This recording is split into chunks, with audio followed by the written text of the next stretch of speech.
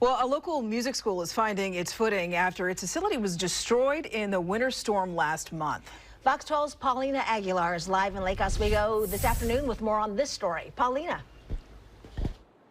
Well, Riella and Nora, things are still under construction. I want to give you a live look because there are crews inside still working after the owner showed up one day during the storm to find a flood in every room, nook, and cranny of the School of Rock, damaging everything, including their instruments.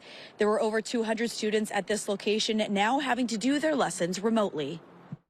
It doesn't register at first. You're like, what is this? You're kind of, that shock perception. This is the School of Rock in Portland, filled with posters, equipment, and kids playing with passion. But in Lake Oswego, owner John Graff came to find his school filled in 3 inches of water from Portland's winter storm last month.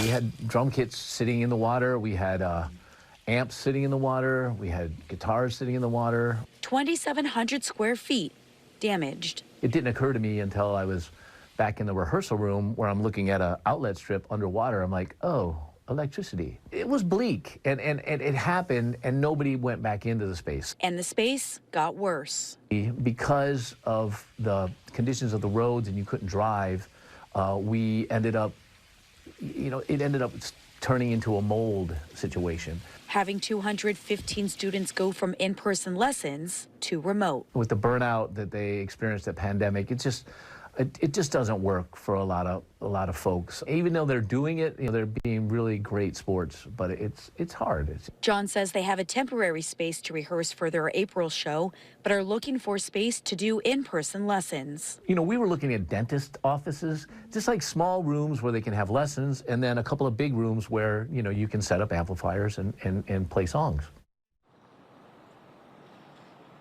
John tells me that it could take months to renovate and start this place all over again, so he says that he'll likely find a new permanent space. Reporting in Lake Oswego, Paulina Aguilar, Fox 12 Oregon.